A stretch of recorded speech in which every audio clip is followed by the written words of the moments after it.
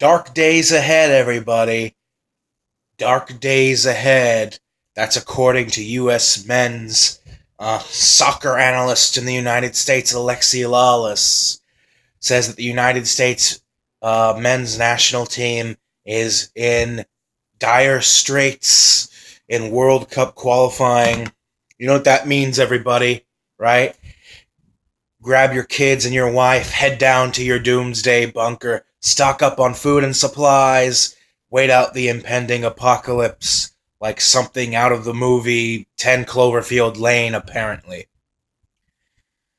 Look, this guy is, for the most part, a charlatan. This is a guy who. Alexi Lalas is a former U.S. men's national team soccer player from the early to mid 90s. I think he left in the late 90s.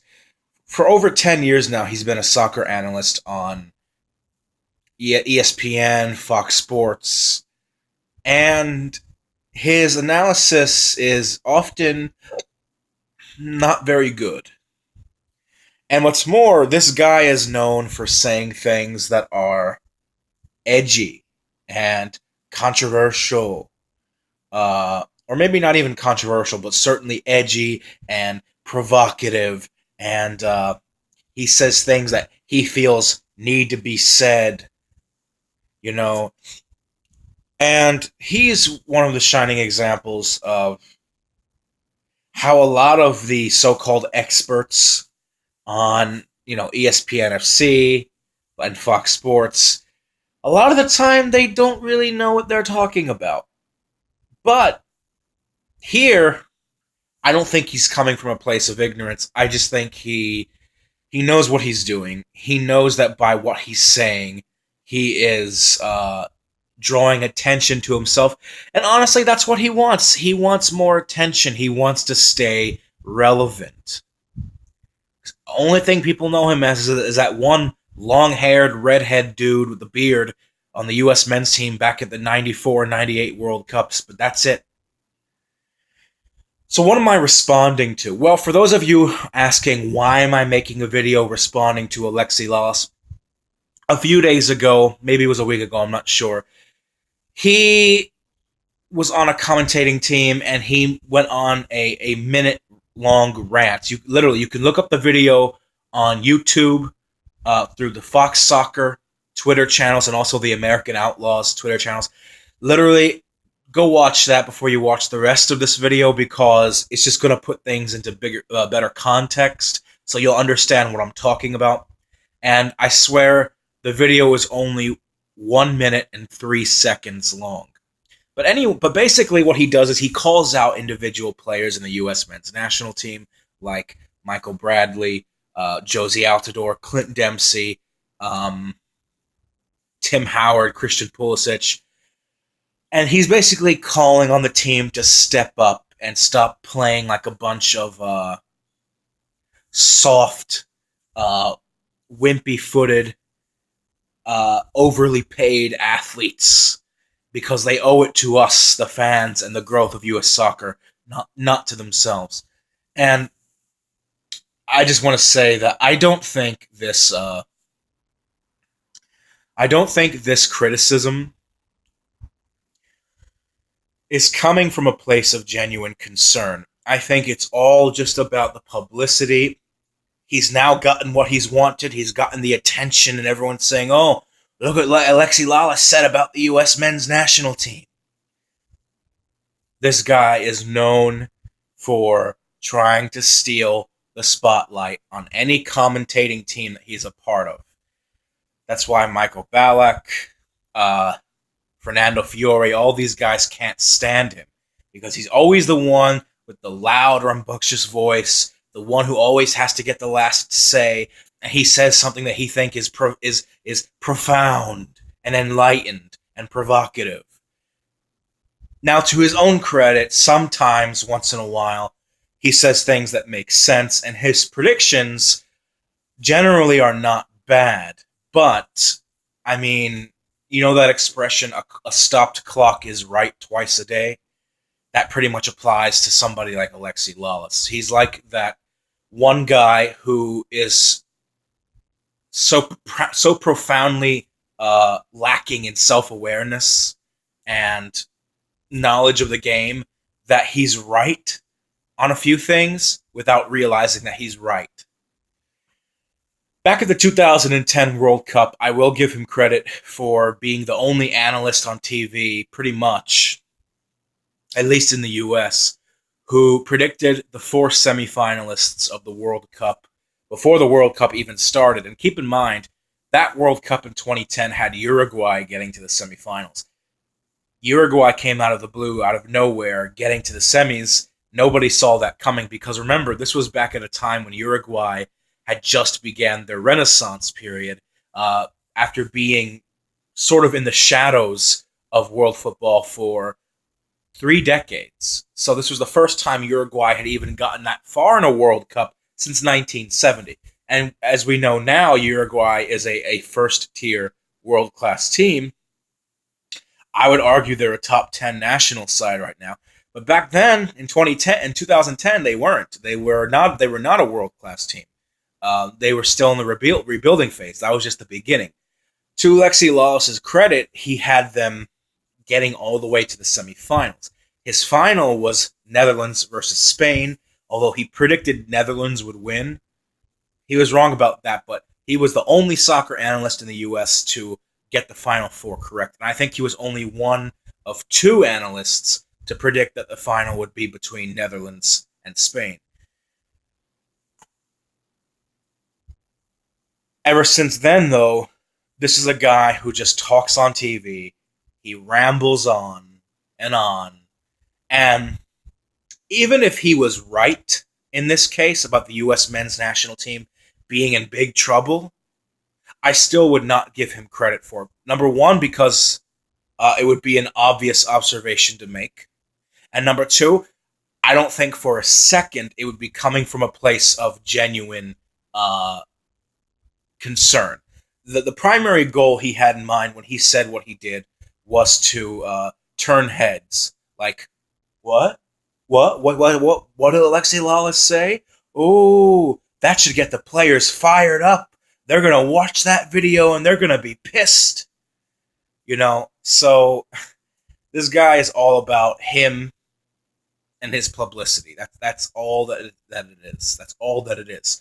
But in this case, not only is this just Alexi Lalas being an attention whore, it's also the case that he's incorrect. Yes, he's incorrect, and I'll explain why he's incorrect. First of all, CONCACAF World Cup qualifying is actually extremely forgiving because 3 of the top 6 teams in the Hex qualified directly. The 4th place team goes to a playoff. You look at the history of teams that finished in 3rd and 4th place, third and fourth place, anywhere between, generally speaking, 10 and 13 points is enough. Because of a possible 10 games played, a possible 30 points, a team can get 1/3 of those 30 points and still get to a playoff. Mexico qualified for the World Cup in 2013 with only 11 points and 2 wins out of 10 games. 11 points. That's barely more than 1/3 of the maximum points that a team can pick up. And they went to the playoff against New Zealand and they qualified. Now, CONCACAF is not an easy region to qualify from, but it is an extremely lenient and forgiving region for teams who slip up badly. And you see, despite the fact the United States losing their two first games by a total score of 6-0 versus Mexico and Costa Rica, they're still somehow just 1 point out of the playoff position. Excuse me. They are in the playoff position. They're 1 point away from the last direct qualifying spot. Now, hold on. You say, well, hold on. He probably means as far as current form, that this is dark days for the United States.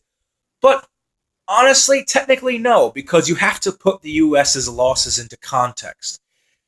Let's be honest. All three games the US have lost, they came against better teams. You know, we didn't lose to Panama. We didn't lose to Trinidad and Tobago. We didn't lose to Honduras. We lost to Costa Rica twice, and we lost to Mexico once. Mexico and Costa Rica are better teams than the United States. I'm sorry. I'm a U.S. fan, but they're better teams at the moment. You know, we went on the road in Panama. We went on the road in Honduras, and we got points there on the road. Now, you know my criticism of our games of our game against Honduras on the road, but the fact remains we still got results. And if we had dropped points to Panama, Honduras, or Trinidad and Tobago, then I would be okay. You know, we're probably in trouble. I think what's going on right now, I don't even think it is a tactical problem with the U.S. I just think that it's mostly psychological. Whenever the U.S. finds itself in a poor position, it takes us a little bit of a while to get out of that. Just like how we started off qualification poorly against Mexico and Costa Rica, and we fired Jurgen Klinsmann for it. As soon as we hired a new coach, Bruce Arena, we beat Honduras 6-0. We got a point in Panama, and all of a sudden we were on a roll. You know why that happened? No, not because Bruce Arena is a better coach than Jurgen Klinsmann, but because we got rid of Jurgen. You bring in a fresh new manager, that just changes things entirely for players psychologically because they sense that change is coming. And when that change is coming, it puts relief on the whole problems that they were having under the previous manager. They go out and they play better. I personally don't believe Bruce Arena is a better manager than Jurgen Klinsmann. I don't think Bruce Arena is a better manager. I think he's a different manager, but I don't think he's better than Jurgen was. But anyway, to stay on topic here.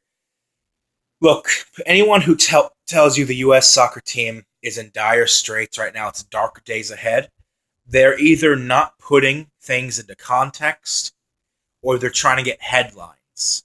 They're trying to get headlines because headlines equals what? More money. More money is ratings. Excuse me. Headlines is ratings, and then ratings is money. That's all it is about. And this guy, specifically, if anyone who is familiar with Alexi Lalas, this is all about attention. This is all about attention and getting people to hear what he says. That's all it's about. Now, that does not mean the United States will surely qualify for the World Cup. They could drop points next month and have to go to the playoffs or be eliminated altogether. They could be. That doesn't validate Alexi Lalas' point, though. And keep in mind, our last game is at home against Panama, and then we play on the road against Trinidad and Tobago, a team who has lost every single one of their games except one. Look, the United States is not in dark days, but we could head in that direction. But we're not there yet. CONCACAF World Cup qualifying is very forgiving. Ask Mexico from 2013. So ignore the sirens, ignore the alarm bells of doom from people who have no idea what they're talking about, like Alexi Lalas. I'm giving him what he wants right now. Me making this video, I'm giving him attention. See, everything he said is all about attention and to get the U.S. team fired up. You think the United States men's team really cares what Alexi Lalas has to say? You think they care what he... No. But you know what? His strategy is working because he got attention from it. And me doing this right now here, I'm giving him the time of day. Leave a comment below, like, subscribe. I'll see you guys in my next video. Just expect more, like, I guess, Champions League, fantasy football tournaments, and World Cup stuff in the next week or so. So, yeah, I mean, that's probably it for today. Have a good one. Much love, and as always, peace out.